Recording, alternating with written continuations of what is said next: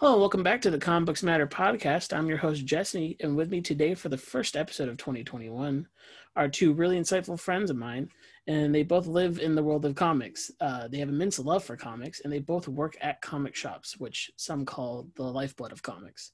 Um, it's Hana Kim and Anthony Grecco. How you guys doing tonight? Good. How are you? Good. I am so grateful that you guys came on because we started talking. All three of us met inside one of our discords that we're part of, and we all just start talking comics. I'm like, I need to have these two on because they know more than me about like how everything works and how everybody functions inside comics. Yeah, it's more of like a job than you think it is, I think. I always imagine it would be just like because whenever I go in, like someone's just in the back reading a book, and I'm like, oh yeah, that's how it is all day, and then working retail myself, I'm like, I can't be like that all day. No way. Yeah, I know at least on my part, I've like hired a couple people and they are subscribers at the store, and they have often said, I didn't know how much work you put into this. Yeah, For I haven't hired anyone, but there's a lot of people who come in and they're like, "Oh, I'd love a job here," and it's like, okay, but are you gonna like do the work? Because they're like, "Oh, I'd love to sit here and get paid to read comics," and it's like, I don't get to do that. Yeah, and especially like now Mondays, I guess, because of DC, but like Tuesdays must be just a nightmare of just getting all the books in and then like getting them like either scanned in or just set up. So I do the sort on Tuesdays, and we get our DC order in Thursdays, usually the week prior. Mm, But so we don't split our customer base. We usually just still only release new comics on Wednesday anyway. We don't do yeah. the DC on Tuesday like like they kind of said they were going to do. Um, but yeah, I usually like go to UPS, pick up the packages, and start at 10 a.m. And then we usually don't wrap up until about 7:30 or so. Jeez, that's a long day. Yeah, what's it usually over 1,000 comics. Um, and we're just doing inventory, doing damages, uh, counting the missings, bagging and boarding, because my comic book shop provides bags and boards for free, Mm. and it's a lot. That's always nice providing the boards. My comic shop, if you're a subscriber, they'll do it for 10 cents, which isn't that bad. I'm already buying enough books that I won't even notice the 10 cents added to that final price tag. But yeah, it's nice that to have them bag and boarded in general. Like if you'll have that kind of as an option, it's super nice to someone who buys a lot of books. Yeah, it's often like an oversight from some people. Basically, we don't give as high of a discount, but we provide the bags and board for free. And what most places do is they charge you for the bag and board, and then they give you a discount, but really your discount only goes to the bag and board. So kind of try to even it out like that. Yeah. Hannah, what's like your day to day usually at the shop? I don't work like during the week at all. I work Friday to like Sunday. So sometimes I'm there when we get the DC books and stuff, and I'll help count it and stuff. Uh, I used to work on Mondays, and I would help sort the DC books because we do sell them on Tuesday morning. Um, but really, I kind of just like keep the store together. Not even keep the store together. I don't really do much um, on the weekends, and yeah, I kind of just like sell what we have, Mm-hmm. make sure the orders are taken care of, make sure transfers get done. That's mostly it. I kind of just try to keep the store organized as much as I can. But like I have a chronic illness, so I don't really get to move around as much. Mm-hmm. I'm stuck with my cane, so I'm kind of one-handed most of the time. But I kind of just try to keep the books where they need to be and order shit for people if they need to.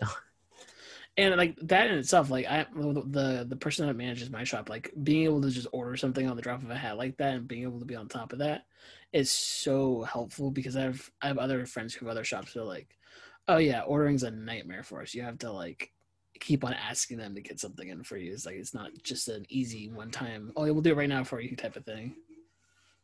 Yeah, our owner like puts all the final orders through and everything, but we're able to just put it in the system, and they're usually pretty on top of it. So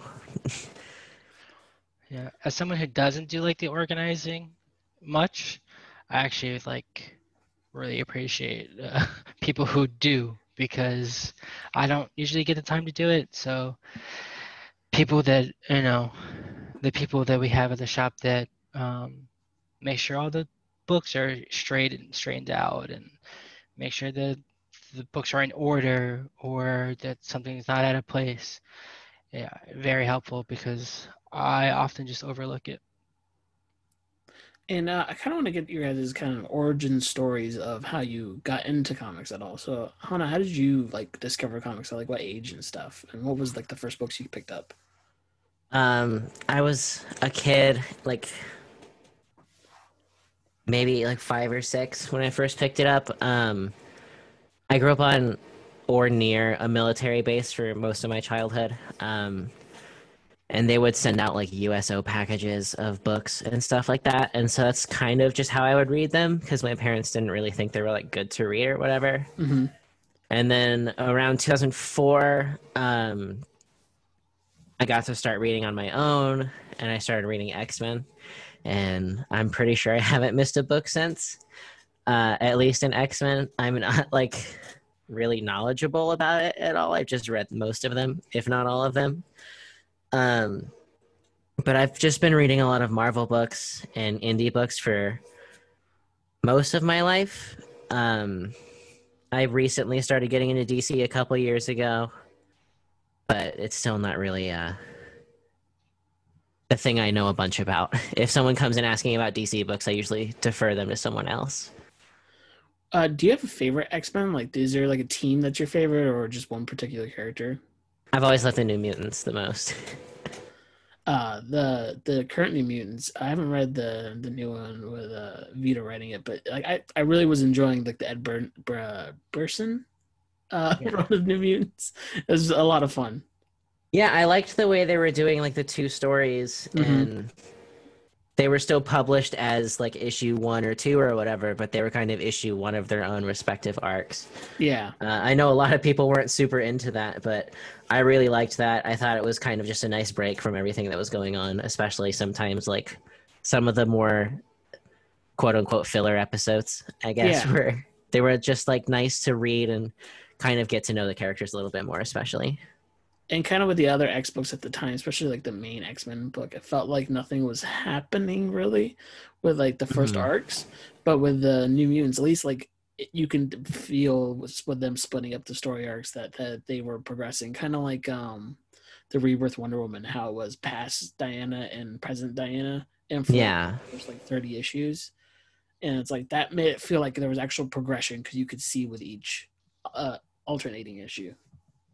Yeah, it felt like, and like it was fun. Like there was actually stuff happening in each issue, Yeah. and there was something interesting every issue, which I thought was a lot better than the other books. I love all of the Dawn of X and Reign of X books that are out right now, but especially in the beginning, I could definitely understand why people thought they were slow. Yeah, the Excalibur was the slowest for me. Like I had to like get used to Magic X-Men.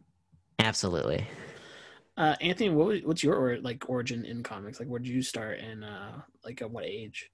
Um, so I was always like kind of interested in it. Uh, like starting off like very young, just like watching the animated series and all that kind of thing. Like all those, the Superman one, the the Adventures Continue, stuff like that.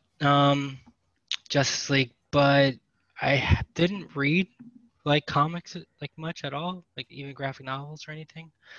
I had a uncle that gifted me some X-Men cards, Mm-hmm. those trading cards from the 90s, and he was like, keep these, they're going to be expensive one day. They're not. But um, I actually did not start reading consistently until 2012. Mm. I was bored all the time, and I had a car, so I would drive to the Barnes and Noble that was in my town, and I would just kind of like rip open the books and read them at the cafe in Barnes and Noble. And then one day, as I was walking out, I noticed that they had single issues, so I started picking up single issues from there. But they're pretty like inconsistent. Like I didn't really know what I was picking up. I just know that I had read like the first trade of Court of Owls, and that was it. And then one day while I'm purchasing some single issues, a guy at checking me out was like, "Hey, there's like a comic book shop like down the road." And I said, "What?" Yeah, there's like an actual comic book shop. It's like, oh, okay. So yeah, you should go check them out. I see you in here pretty often reading these. So, okay, thank you. And yeah, so I went the next Wednesday because I tried to figure out basically when new books were released, when new books were released, and I've been pretty much just reading ever since. Just going. I didn't even know what a sublist was. I was just going in every Wednesday and and reading. You played a risky game that I used to play where it's like, I don't need a sub list. I will be there every Wednesday and I will pick up the books. And then every once in a while, one book would just sell out before I could get there that afternoon. No, yeah. So basically, I didn't even know what a sublist was whatsoever. The comic shop that I went to, they weren't very good. They basically were like, hey, here's this kid walking in every day and he's asking like what to read and I don't want to talk to him.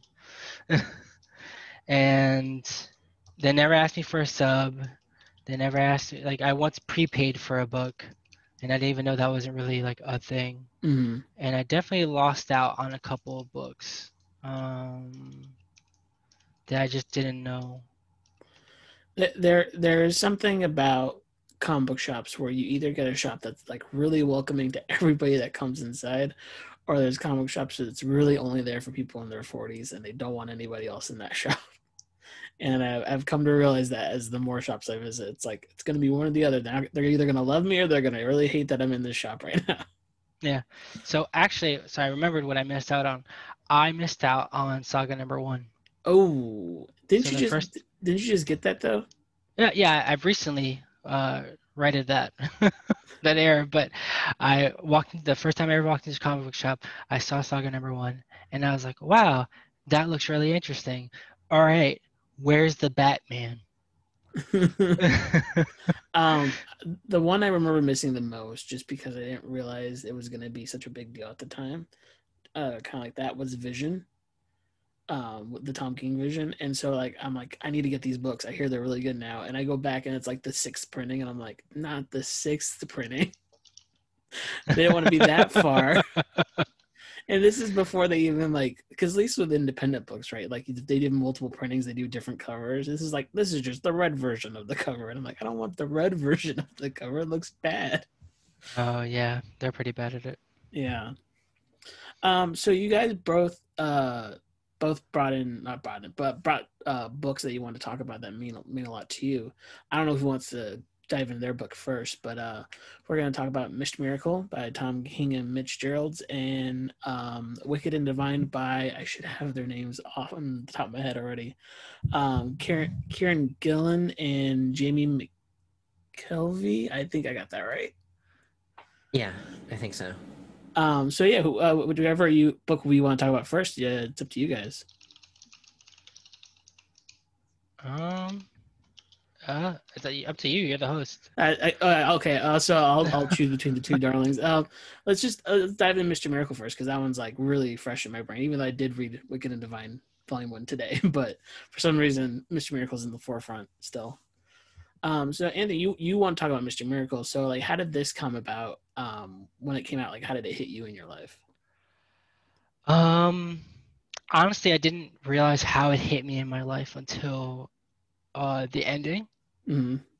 I was kind of reading it, and I was pretty, I guess, shocked about how the book was basically kind of talking about like depression and about being unhappy with yourself.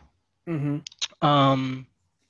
And at the time, I don't think I could focus it on it very much because of what was going on in like my personal life. But it also released around the time that my local comic book shop was closing down. Mm-hmm. And I was in a relationship that was just not going anywhere, not doing any good for me. Was just very, it was things were like falling apart increasingly. Mm-hmm. And as Mr. Miracle came out, my life continued to fall apart, and sort of Scott's life as well. He was having the struggle with Orion and having a problem with like dealing with what he had done. He's kind of avoiding it, but both him and Big Barda were avoiding it. And that's pretty much what I was doing in my real life as well. This relationship that was going nowhere I was just kind of ignoring it. I was like, no, it's fine. We can kind of just like band-aid over it often. And I couldn't. And essentially the book eventually became hard to read for me because I didn't, it wasn't a life that was familiar to me, especially like him relaxing at home with Big Barda and having things to do. At the time, I was basically, let me look at the release schedule for it. So basically, by the fifth issue, I became homeless. No, looks like the seventh issue or so, I became homeless and started to deal with that. In a town where I don't really have many family members. I moved here with me and my partner, not that same partner from the relationship, but from a different one. And I was still trying to figure out like how to stick around because I had finally started to get some friends around here and was trying to put things together. And then suddenly I was without a home and struggling.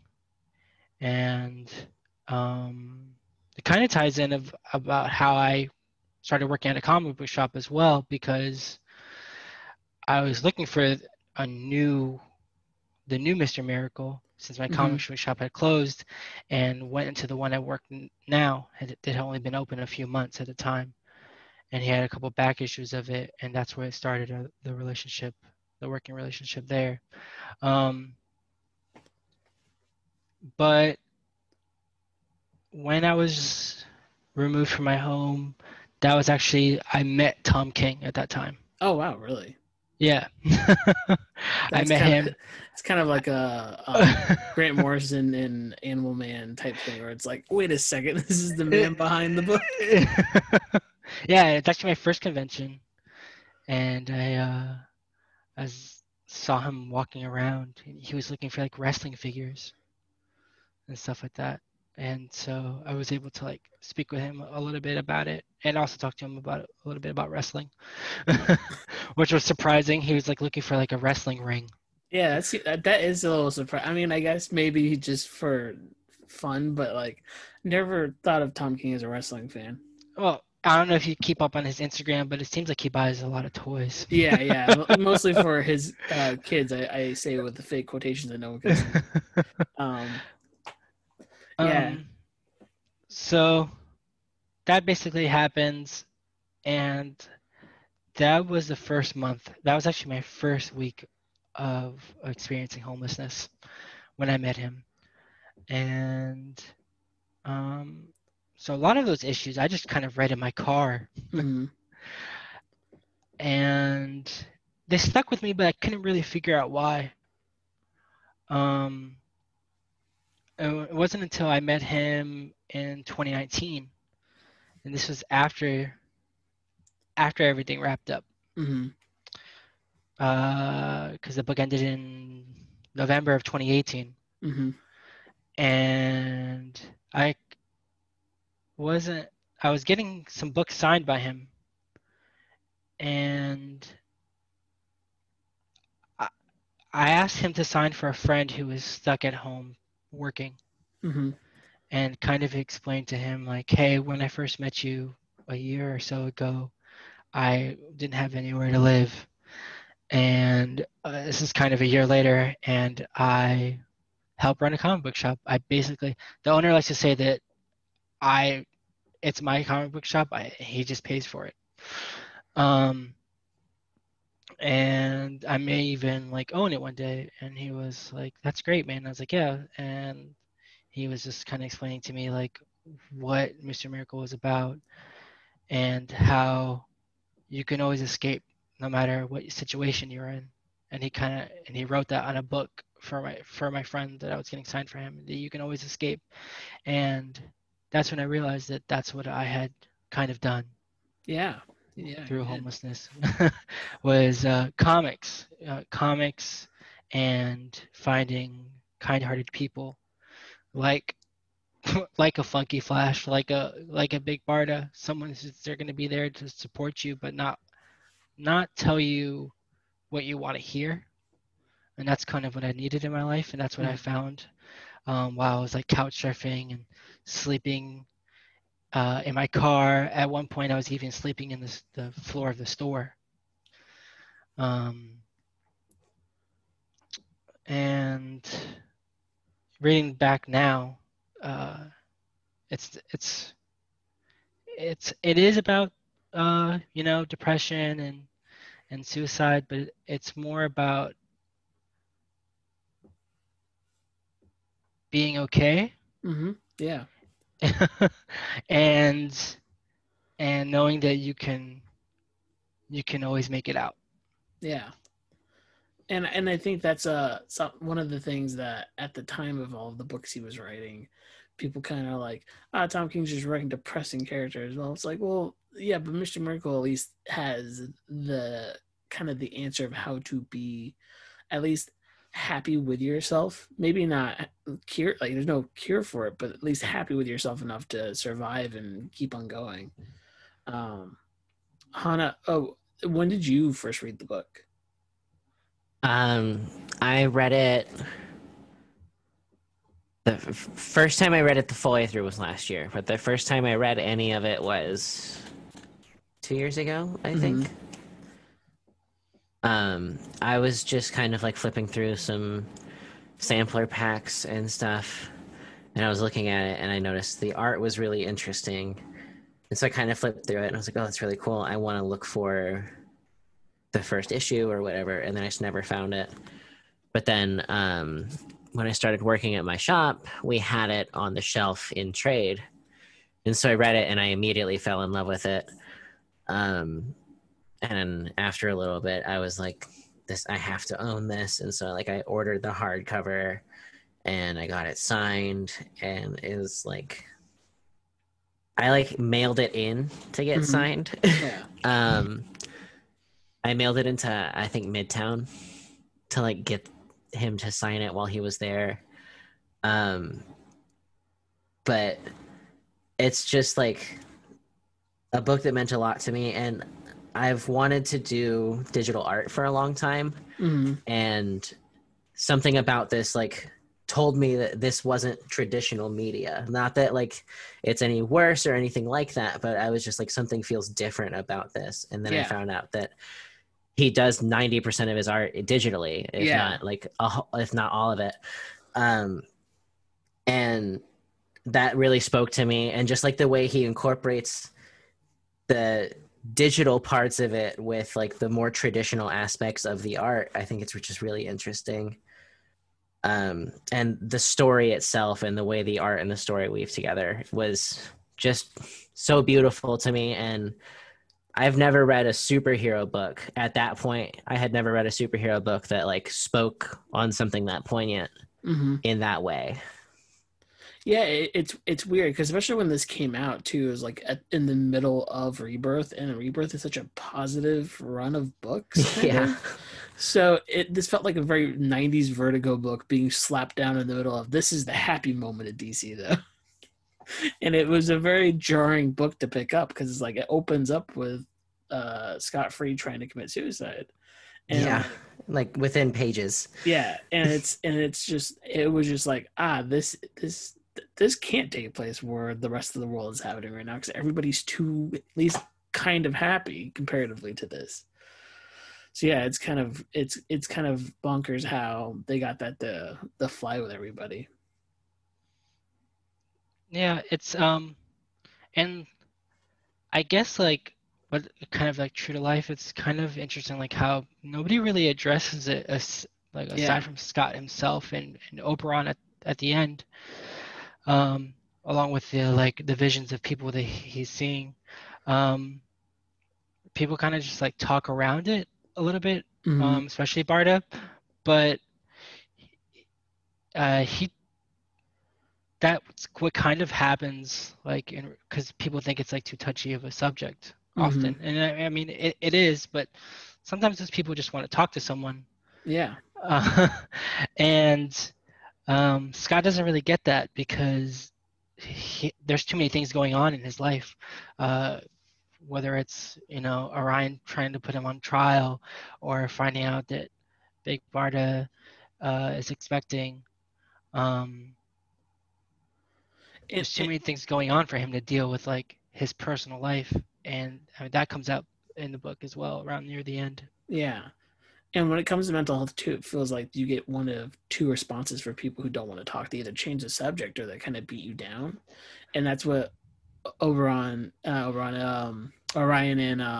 Barda do, because Orion will punch him and say stand and keep on beating him until he submits to just ignoring what's going on, and Barda changes the subject and to the extreme amount of saying I'm pregnant at some points, and like she is, but it's like there's other things we got to deal with right now. and but it also is quite amazing because he's able in 12 issues to start Scott at the bottom and move him to the most happy point in a lot of adult lives when they have a child, and he's able to do that within like 5 issues, and that's kind of insanely impressive too. Yeah, even then he's unsure if he's happy, right? Yeah. He's got people telling him that he died, and uh, I mean, at certain points in the book, he's going through hell. Mm-hmm. Um, that's kind of what Metron shows him, Mm-hmm. and by talking to these people that we know aren't there, it's like leaves us with questions like, is he all right? Mm-hmm. And I mean, the answer is no, right?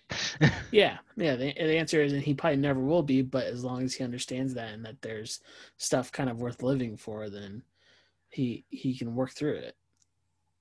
Yeah, right. Yeah, he can pull through it, Yeah, especially with the support of his family. I think the biggest indicator of that is like he's playing with his son at the end of the book and sitting on the couch with him is still his dark side. Quiet, but he's there as a ghost, and Scott just kind of chooses to ignore that he exists and play with his son. Just Yeah. kicks his feet up on Darkseid's Yeah. ghost. Yeah. Yeah, and it's kind of like sometimes what you have to do with your depression or your mental illness. Sometimes like I have to try my hardest to just ignore that it exists for a moment, so I can see what's around me. Yeah, and I mean, I guess the biggest thing that we haven't mentioned is Darkseid is. Yeah, dark side is, and like again reading it this time, I'm like, man, they say that a lot, and I know it's a Kirby thing, and I know it's a Kirby and a Grant Morrison thing, especially with the Final Crisis, but like for Tom, he's like, no, mental health is like it's like it's something that everybody deals with, and it's always ever present in everybody's life, and same thing with Darkseid. Darkseid is ever present in every DC character's life because he's there, and he's never going away, and it's just kind of an interesting way to pull that metaphor out. Yeah, it it's interesting because he teaches you about it, but never explains it Yeah. at all. You have to like kind of do some digging on your own to try to figure out like why does this keep being said. Yeah. And he tries to basically tie it into like philosophy, Mm-hmm. that like philosophy that we would know, like getting taught in school and whatnot. But I don't know if he sticks that landing that well, to be honest. Yeah. It's still confusing, especially to people who I've had a lot of people read the book and say that they don't get it. The book has like a really hard learning curve when it comes to the new gods in general. Like if you don't kind of get what's going on with the new gods, you're gonna have a hard time kind of making your way into what's even going on in general. Yeah. So the best way someone put it, when they didn't understand it, was that it felt like there was a joke and they weren't in on it. Yeah, no, that's for sure. And that kind of is what going into those kind of obscure parts of the DC universe is like it's really hard to get anybody into those because they're so obtuse unless you know history. Like with Marvel, even like Guardians, like you can kind of get into Guardians without having read anything, even though at the time before the movies came out, they were like the obtuse part of the universe. Yeah. Yeah. You And there's just like zero. Oh, sorry. no, go ahead. Yeah, there's like, and something I really like about it is the fact that none of the other like Justice League or DC Mm-hmm. characters show up at all. But that's also like kind of a problem with getting people to read it. Yeah. It's like you're like, oh, this is a DC book, and people are like, oh, I'm gonna see Batman, I'm gonna see whoever, and then they're like, oh, I guess he's on a T-shirt. Oh, I guess there's like a toy of Batman. Because Batman needs babies. Yeah, Batman kills babies. Um, Um, yeah, but then like that last splash page where it's like, oh, this is the world that could be, and he mhm. chooses to just say, I'm not part of that. I'm gonna do my own thing over here. I think makes it a little clearer too. Yeah. And what's even crazier too, it's a very dark version of the new. Not that the new guys weren't always dark and have dark undertones, but like the half of the book is literally war scenes, and it's like that, and violent war scenes too. And I know Tom's been in war, and it's like that this could be very jarring and upsetting for anybody who just cracks it open cold. Oh yeah, for sure. Yeah. Within And a couple pages, it gets like it even like the first like issue like um they deliberately like change art styles on you. Like it's Yeah, very Kirby-esque with the like, funky Flashman retelling, and then yeah. it cuts to him bleeding out in the bathroom in like the classic Mitch style. And I Mhm. that's a really hard sell to someone who's like, oh, I kind of just want to sit and read and have a good time. Yeah. You won't have a good time until like the last issue of this book. Yeah, and then you'll still cry, which I did again today reading it. um, so basically speaking on that as well, with him deciding to stick around, Hmm. even though you can see the rebirth, this new like a life full of crises and and experiences. He kind of decides to stay, and that's what stuck with me, like being here as well, is that I could have just gone back home. I could Hmm. have just gone back home to North Carolina and tried to start again, but I was like setting a foundation for something, especially since I had just started. I think that was my first month working in a shop when I lost my home, and it's like making that hard decision to try to just stick around instead of just not reverting, right? Yeah. But taking a route where, I mean, you're it's a little easier on you, right? Hmm. You have a place to live, and for him, he could have not fought Orion. He could have, stayed dead. They kind of like they kind of say that he had a choice near the end, and I had a choice where I needed to, you know, find a place to live, or at least try to make some connections in the attempt of that, Hmm.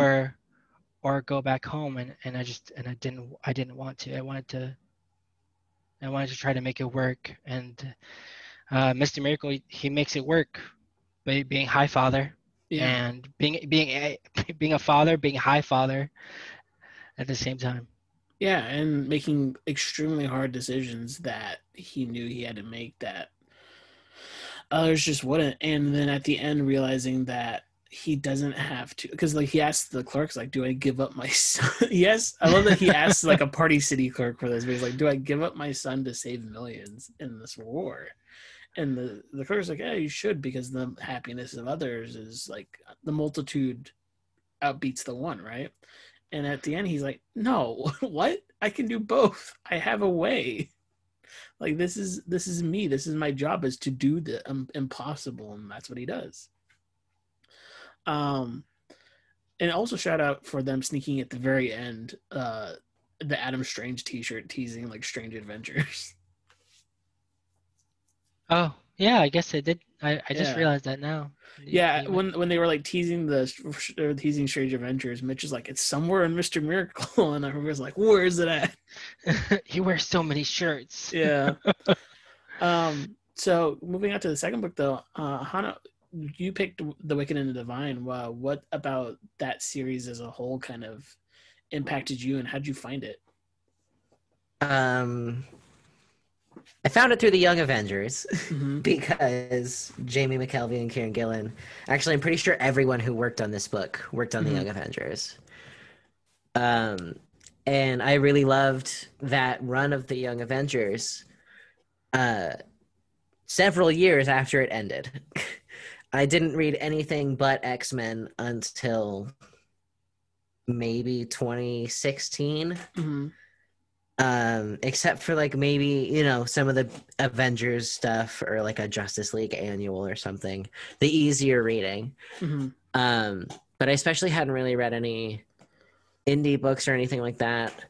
And when I first got my job at the shop last year, I wanted to read stuff that wasn't the big two. I didn't want to be like everyone who comes in the shop. I recommend X-Men and then Spider-Man. Like, those are the only two things I've ever actually read full stories of. And I didn't want to just be like the lady who is selling the same two things over and over again. So I wanted to expand kind of what I had read. And I remembered reading that Young Avengers a long time ago, a couple years ago, I guess. And I was looking at the guy who created it and stuff, or not created it, but wrote it and drew it.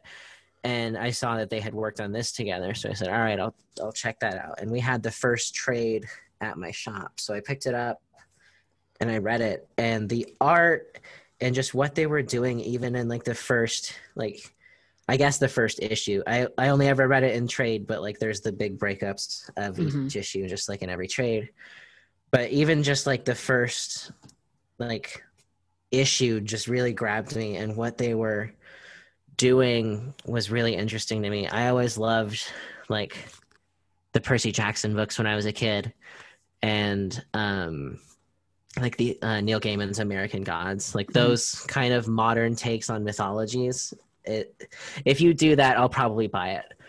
And this does pretty much exactly that, and it like melds all of the different mythologies together in a really interesting way. And the art is so dynamic and colorful when it needs to be. And there was the time where I think it was Jamie McKelvie got sick and he couldn't draw, so they got some guest artists in, and they went really wild with the format. And then later on in the series, there's a whole issue that's just a fashion magazine about the Pantheon. And they do just some of the most creative stuff I've ever seen, even to this day. I guess I've been working at this shop for 2 years. It's 2021 now. Whoops. But it's just one of the most inventive books I've ever seen. And I'm really excited to see what Kieron Gillen does with the Eternals, because this very much feels like... Yeah, for sure. A trial run for something like that. Not necessarily like an audition, but like something handling like the weight of those kinds of gods and stuff. And so I'm interested to see what he does with like an established property like that, especially with how much I loved Young Avengers back in the day. He has a habit of just like taking something that we kind of already like, oh yeah, this is cool, this is fun, and then be like, yeah, but you guys want to see something crazy? Yeah. Like sometimes he goes, you want to see something really fucked up? And then yeah, I think about Die, and I'm like, I read the first the first time I read the first trade of Die, and I'm like, hey man, you know this was a game, right? Like this is really intense. And same thing with Once and Future. Like Once and Future is like, hey, you know those lores that everybody loves in the UK? What if they were racist and evil? yeah. Yeah, I've only read the first trade for Once and Future, but Die especially, yeah. I was like, oh, I thought this was going to be a fun D&D book. No, it's sad. It's sad, and there's Tolkien in it. The Wicked and Divine is one of those books too. I've only read the first trade, and I haven't really got to read much further of it. I kind of want to just buy those hardbacks and read it all the way through. But it's so fascinating to see the character build, and you can kind of see where the Pantheon shows up as themselves, but also like just kind of human personalities within them also that have seemed to shift with time. And it was super fascinating to just read that first trade and see that within those first 6 issues. Like the thing about trades is there are only 6 issues, and he builds that world so quickly in those first 6. Yeah, and then like that's another like theme of it, I feel like, is you don't know how much their god personality affects how they act, or if that's how they're supposed to act, or if they think they're supposed to act that way because they've been like saddled with this quote unquote responsibility. And I think it's so interesting. And the book starts off bleak as hell. Page 1, it tells you like everyone in this book is going to die by the end. But there's a lot of hope and optimism in the book at the same time, and it defies its own expectations several times throughout the, I think, 45 issues plus like the 5 companion issues. Yeah. There's probably more companion issues, but I'm pretty sure I've read 50 issues. It's so interesting, and it's characters that I didn't know anything about besides like, oh, I know this god's name, something like that. And even, by the first trade, I cared about these characters and I wanted to know what happened more. Yeah. Like to every single one. It's like at the end of that first trade, like when like technically Lucifer's head gets blown off, you're like, no, like that's the best character. You're like, hold on, no, I loved her. What? Yeah. She's like the best character in this entire book, and you killed her. And that's just in the first trade, so it's like, I guess no one can be happy in life. So what about the whole series though is the reason you picked this? Like what about it kind of either like changed your perspective on comics or like impacted your just view of the world at all? I think it's just the way I've never seen a book get meta with itself in that way. Like they open up with like the idea of like, oh, what if gods were pop stars? But then sometimes the book treats it as if Kieron and Jamie think that the gods are pop stars and are like almost standing them, but then that feels on purpose. And especially later on when they like, I think it's issue 33 or something, but it is literally front to back. It's a fashion magazine, and it's got interviews with the Pantheon and like fashion spreads from different artists, but they're supposed to be like the photo shoots. And the way it delves into those characters, and like it goes back to like different things that happened 20 issues ago and things that it happened the last issue even. But they kind of just like were like, well, yeah, there was this thing that happened and I can't really talk about it, but like it made me feel like this, and this is basically what happened. And I shouldn't have said that. But like it humanized all of these like larger than life characters. Yeah. And I think the reason I picked it is just, again, I had no reason to care about these characters even after the first issue, but they just attached themselves to me so much. And it was one of the first books I've seen with such a diverse cast too. Mm-hmm. And I just thought it was really interesting. And every time I read it, I get something new out of it. And Anthony, for you, like, was this your first time reading it, or have you interacted with it before? I've never interacted with it before. I've had like a couple of like partners actually read the book like and have the hardcovers and everything, Mm-hmm. but I've never actually sat down with the book myself until today. And it actually kept me more awake than Mr. Miracle did. That being, I think, because I'm not in the right place for Mr. Miracle currently. I think it's Yeah. like a mood book a bit. But it Weekend Divine, it like kept me engaged. I almost just kept reading it because they have a lot of the volumes available on Hoopla. Mm-hmm. And I also enjoy like as Hana was saying, like when they like reinterpret basically like mythology and whatnot into life now, or do their own spins on it. Mm-hmm. Like a once in future, like other things that Kieron's done in the past. Uh, and so I was definitely here for it. And the cast was great. One of my favorite things in media is when I don't like anybody. Yeah. And I kind of just didn't like anybody in the book. Mm-hmm. But There's not a lot of reasons to. Not at Yeah. the beginning, no, not at all. And so that kept me there for it, because I was like, oh, these people are like complicated and awful. And I want to see where this goes, because there's a lot of drama here. And Yeah, the sorry, I didn't no, mean to go cut you ahead. off. Go ahead. The book really delves into like that reality show aspect where it's like, oh, everyone's kind of a piece of shit, but I can't stop reading it or can't stop watching it. Mm-hmm. Like I want to know what these people have to say. And I think that's another reason I love it so much is there's not a lot of books that are willing to do that. Yeah, I mean, there is like I only kind of liked what was his name? Ball? Mm-hmm. Yeah. But only because in my head he spoke like Phoenix from from Valorant. So it was like the only character I Okay. could like attach a voice to.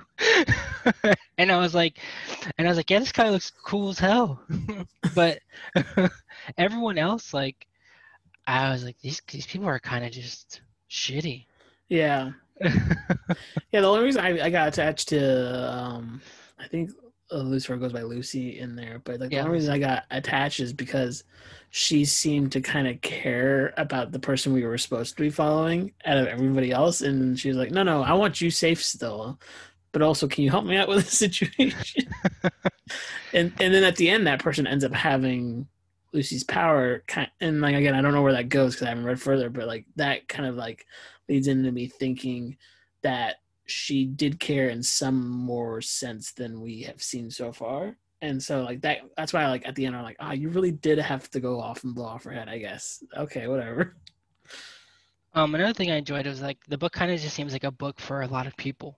Mm-hmm. Yeah. Um, it kind of reminds me of American Gods a little, but I think that like most people could probably pick up these book probably, and even if you don't like comics, but I mean people just read Big Two comics and whatnot as well. If you like Vertigo books, if you liked like Hellblazer, I think if you could pick up this book and read it as well, and stick with it. Um, and Yeah, it's usually something I definitely recommend to someone who's like, "Oh, I've never read any of this shit. Like, what do you Yeah. recommend?" I throw them that or like and it's a little heavier, but like it's good and the Mm-hmm. art is beautiful and like it has something to say every time it has a new book, even though it's obviously not coming out anymore. Like it had something to say every time it came out. And seeing what heights this art form can be kind of lets you forgive, some of some of the terrible things that keep happening. terrible things that can happen sometimes. Yeah. Yeah, that was something that caught me off guard when I first started reading it. It was like, they kind of just like talk about like, Lucy's like, oh, you're 17, so like legal or whatever. Yeah. And I Yeah. was like, wait a minute, what am I reading? And I mean, but unfortunately those are things that like happen in real life, Yeah. and we don't really know if like, I mean, Lucy seems to care about the main character, but they also just kind of seem like they're manipulating them, and that's how often those things happen as well, right? Yeah. And I mean, it goes back to kind of American Gods, where like there you can never trust a god. Like that's basically what it comes down to, right? Like there's always some kind of trickery, because with that kind of power there comes, I don't know, a want to deceive. It feels like in all these media projects, like there's a want to trick the person that is willing to help you. Yeah. Looking at you, Odin.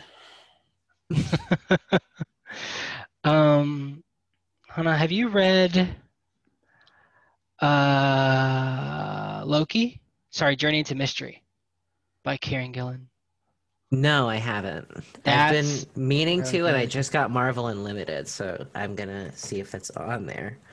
Yeah, that's like one of those books where I was ripping open like the cellophane at Barnes and Noble to read them, because I You were really that person. Oh, I 100%. But at least I was not the person that sat down on the floor and started reading. No, you went to the I sat down at chair. the table. Yeah, I sat down at the cafe. And like I know that you do that. you weren't that person that, like, this is the one that always makes me mad. I'm like the person that rips out the cellophane off like the manga. I'm like, the reason why that's on there. Like, there's a reason why that one's on You there. don't get to read that in public. It's Yeah, not. that one's not for general consumption. That one should not be in the reach of children. But yeah, so yeah, thank you actually for making me finally sit down and read this, because I'm excited to keep going with it.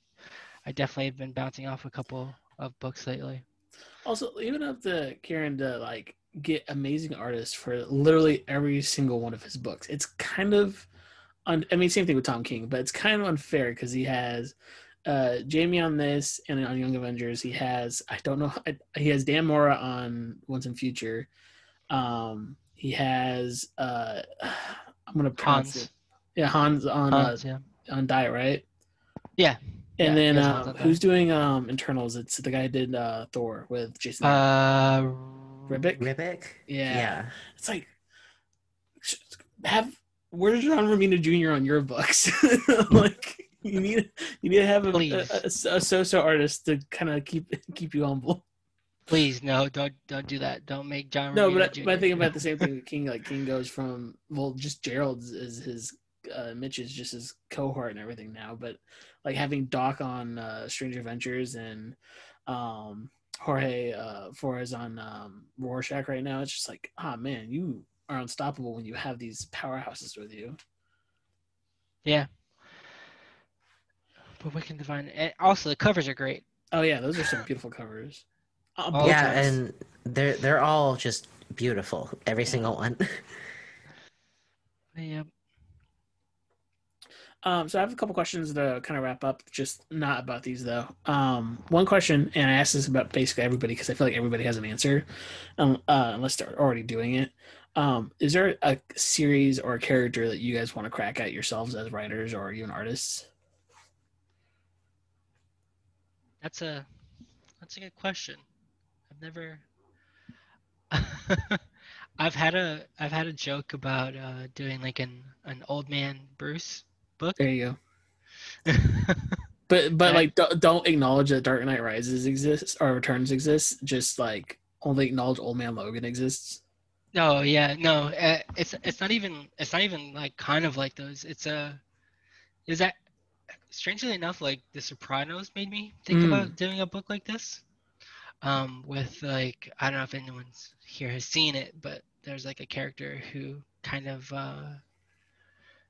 he starts dealing with dementia and whatnot, and I think it'd be kind of interesting to see how that would happen to Bruce Wayne, but not in like a serious, not in like a super serious manner. Because I mean, he has enough money to take care of himself, right? I mean, so, we'll see. Right? I guess the Fox family may have taken it all. Hana, how about you? Like, is there a team or a series that you would like a crack at in any way? I mean, if I could like touch an X-Men book in any way, I think the little kid that would be fine with that. Even if it's a dupe book? I don't care. I really don't. I have, like my own personal favorites and stuff, but never really anything that I've like sat down and been like, oh, this is what I want to do. Mm-hmm. Another question. Oh yeah, what's up, Anthony? No, I was saying, well, you draw, right? A bit. You said you want to be a digital artist. Yeah, I'm still like in school and stuff. It's not... no. So like, but what character would you be interested in drawing? I always think it's interesting because I can't draw. So I always like to hear people think they can draw. Honestly, like I draw a lot of Young Avengers stuff, anyways. So probably them. Yeah, they don't use any of those characters enough. I mean, we're only getting a 6-issue miniseries for America, and honestly, it's not enough. And like none of them are in Champions right now anymore, right? Like it's all new characters in Champions. Yeah, it's all the Champions from 2016. Which I also love the Champions. They are. I do too. It's just favorites. like there should be room for all these kids. Yeah. I love the latest issue of Champions, the third one. Mm-hmm. Has anyone read that? No? I haven't read anything of the new Champions. I've only read issue 1. I'm a little behind on a lot of stuff. I reread. Just talking about stuff that we were reading today. I reread Vision 2 today because I'm like, yeah, I guess so. Because Scarlet Witch and Vision is coming up, so I just reread Vision. And I forgot that's where Viv comes from. I like for some reason my brain's like, no, Viv's always been in the Champions. She has no other origin. I have a sin to admit, which is that I've only read issue 1 of Vision. I mean, that's fair. Vision is like after you read all the new Tom King stuff, Vision's a very different book. It feels like than all those other ones. It's him kind of getting that tone, but not having it fully yet. Like he's trying a lot of cool stuff in Vision, but nothing's really landing except for some of the character stuff. Like there's one really, I think, brilliant issue of Vision, and that's the breakdown between Vision and Scarlet Witch's relationship. There's a whole issue where Tom King just kind of goes through their whole history, but breaks it down kind of the way he would break down like any relationship, like he did with Batman and Catwoman and like Rooftops and stuff. And it's super well done, but like, I feel like that's the only thing that really lands perfectly in that series for me. Yeah, anytime anyone mentions like, oh yeah, you had to read his Vision or you had to read Mr. Miracle, what made me excited for Mr. Miracle was Omega Men. Omega Men's great, and no one talks about that. I was like, the only reason I was interested in it at first was because like there was a Latinx character in it. Yeah. And I was like, oh my god, they're finally using him in something, and I was like, wow, this book is, I don't know anything that's going on, but I'm here for that. I always like embracing like new books, like some things I don't know about at all, and I think it gets overlooked a lot. Also, another book starting off with your main character in peril, like Kyle Rayner gets his throat slit like at the beginning of that book. Yeah, he likes to cut people. I mean, even in Vision, right? Yeah, in Vision, there's a bunch of character death. Like Viv gets stabbed in the chest by what is his name? It doesn't matter, but like she gets stabbed at the chest at the very end of that first issue. You're like, oh, what's going on? Yeah. Maybe we discovered Tom King's kink, right? Yeah. I mean, all writers put their kinks into their books, so. Rorschach opens up with a bunch of people getting killed. What else? Strange Adventures opens up with that guy getting his head blown off. Yeah. It's just so much violence. Calm down. Kieron Gillen does it a lot too, though. That's fair. Yeah. Die. Are you guys caught up at all with Once and Future? I am. The most recent one with I want to say not Beowulf, but Grindelwald at the old folks' home. Oh yeah, that was like. That was I was really like, I'm depressing. glad. Yeah, but that, and I was like, I'm glad this is like, at least Dan Moore does it in some different colors, because if not, this would be too much for me. Yeah, and then I also like the Hot Fuzz reference, but Yeah, the Hot Fuzz reference was that was good. good. So the second question I had was, for you guys, since you both work in a comic shop, how do you approach helping people find what they're looking for? Because I know some people like do the 20 questions, where others can kind of just see a person and go, "Oh, you like this," and they have some kind of sixth sense where they're right about that. Which approach do you guys go for when trying to help people find new books? It depends on who they are, honestly. Like, I mean, if it's a guy who looks like he's gonna like The Boys, I point him at The Boys, and then he usually buys it, and then he leaves. Um, Nothing wrong with The Boys. The book is a little rough to read. The show is a lot better, in my opinion. I'm almost done with season Uh, 2. It's very, very, very entertaining.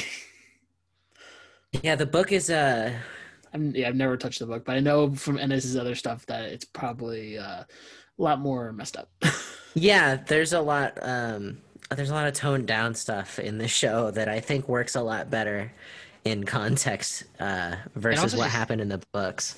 it also just goes on too long. Like it's too long. Fair, I've yeah. read it. I've never finished it because I was like, I get it. I was like, I got it. I get it. Yeah, I And understand what's going on here. Yeah, Move by on. Omnibus 3, you're kind of like, oh no, yeah, I'm starting to figure it out. Yeah, I was like, well, I'm watching the show. I guess I should read the synopsis of the comic because I don't think I'll ever read it. And I'm reading, it's like, does anything ever actually happen in this book? Like, it seems like they're just on the run for the whole Just book. really horrible things, really, Yeah, but like at least in to the show, individuals. yeah, it feels like the characters actually progress in the show compared to the book. So like, I'm glad Yeah. I'm watching the show. But like if it's someone who, seems like they have a genuine interest, but they're just like, oh, well, like I've watched the Spider-Man movies or Mhm. something. I'm like, oh, well, you can try watching or reading a Spider-Man book, or like I usually try to ask them like if they like certain novels or certain TV shows, so I kind of at least get a general vibe that they're looking for. Like if they're like, oh, I like Western stuff, then I know to at least try to gear them towards that. Like something that's a little bit more anthology based, character based, that they can like latch on to one person or something like that. Um, it yeah, I usually just leave it up to the person. If someone comes in and says they like westerns, you trick them and you sell them pulp because that book sells itself on western when it's not a western. Fair. that Um, book made me angry. I was excited for them to do a Western, and then they didn't. I mean, it has western elements, but it's very much not a western. It's good though. It's still really good. I'm glad I got it. Uh, Anthony, how do you approach that though? Like getting so people into new books? I do something like a little similar, basically. I definitely ask what TV shows, because that actually helps quite a bit when you find out that someone likes uh, oh, I like The Americans, and I'm like, oh, why don't you check out like Firepower, or I like Stranger Things. I'm like, oh, why don't you check out Paper Girls? Mm. Um, I ask them what kind of like video games they play, because like if someone plays like a Bloodborne or a Dark Souls, or or just games in general, like even a tabletop game like a D&D, you can suggest something like The Last God or so. Um, but so I try to do that, and one of my favorite things is doing it with kids, um, getting them to pick up something. Basically, like the Spider-Man example is really great because most kids have seen Into the Spider-Verse. Mm-hmm. So you can get them to pick up a Spider-Gwen or a Miles Morales or a Spider-Ham. Um, but another cool thing is like when you can get someone who's like, oh, I like Captain Marvel, and you're like, well, why don't you try out Miss Marvel? Mm-hmm. Because she likes Captain Marvel as well, and like they look up to Captain Marvel, they're their own superhero, and they're like, oh, I like the Avengers. And I'm like, well, you're like 10, so why don't you try out Champions? They're like the teen Avengers, and that's one of my favorite things. Another thing I do is honestly, I I don't I usually just go like, well, are you gay? And I'm like, yeah, all right. Well, you should try out these books. Like, are you okay with these kind of things? And I'm like, hey, yeah, try out Coffin Bound, try out Heartbeat, try out uh, Kieron Gillen's Thunderbolt, which was kind of underrated. Because I actually get a lot of LGBTQ plus people into my shop, into the shop, and so like knowing that I'm like one of the only people working there that knows what kind of like what to suggest for people who are looking for that kind of content, because I think it just kind of goes under the radar, like stuff even like Snagglepuss. Yeah, for sure. Or Midnight or Apollo. So sometimes you just gotta be prepared to ask the questions.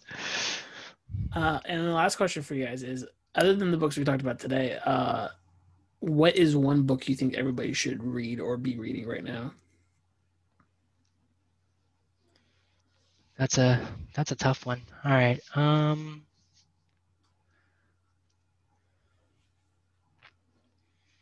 Like an ongoing series, or you want like an ongoing or a completed one? Just something that you like. You think that at least if you're gonna read any comic book, this is like the one to go for. Like a lot of people always will say Watchmen and stuff, but like I know you guys will pick something more interesting than that.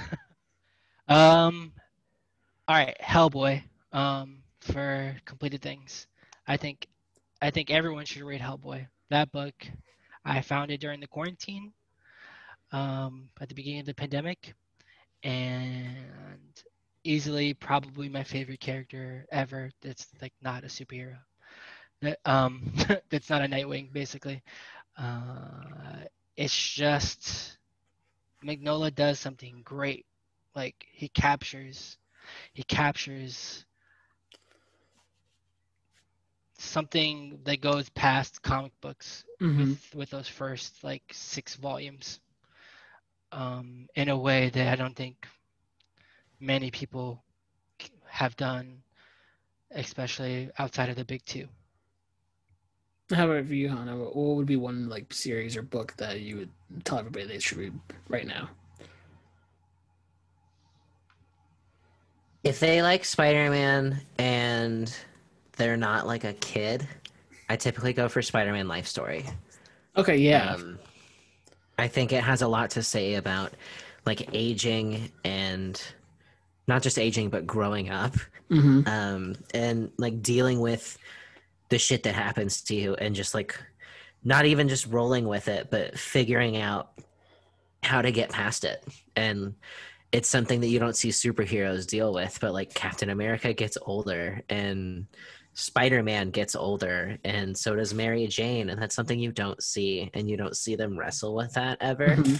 And I think it calls back to what I feel like Stan Lee wanted Peter to be. And I think I remember seeing somewhere that he said he always wanted Peter to be like the extra relatable one. He wanted him to be a person that just happened to be a superhero. Yeah. And I think Life Story encapsulates that perfectly. Yeah, Life Story is one of the best miniseries that Marvel's put out in a long time. Absolutely. Thank you guys both for being on. This was a great time. Where can people find you on like social media if you want people to follow you? You can find me on Twitter at AceBoogieWave, WAV. I am at Hana23 or at _Hana23. The numbers are spelled out on pretty much everything. I don't really do a lot. I draw like Marvel stuff sometimes, and I shitpost a bunch. So yeah, I'm trying to get better at that. I mostly just retweet, and then I'll talk about Gossip Girl every once in a while. And then yeah, that's basically it. And then, but I'm trying to get a little bit better. Well, again, thank you guys again for coming on and talking about comics with me for an hour. And stay tuned, everybody listening, to the rest of the roll of all of my social medias for the show. But yeah, catch you guys next time on the next episode. You can find us on Twitter at Comics Matter Pod. You can find the show on Facebook at facebook.com/comicsmatter. You can email me about the show at comicbooksmatter@gmail.com. If you have any questions for future guests, have any stories about how comic books impacted your life, or want to be a future guest on the show, just reach out to me on any of those social media platforms. Logo for the show is done by my friend Steven, and the theme song is by David Szesztay, and it's called Join the Restaurant. And I found it on myfreemusicarchive.com. And if you like the show, leave a review, tell a friend, spread the word. I would love to have more people listening. And remember, be good to one another.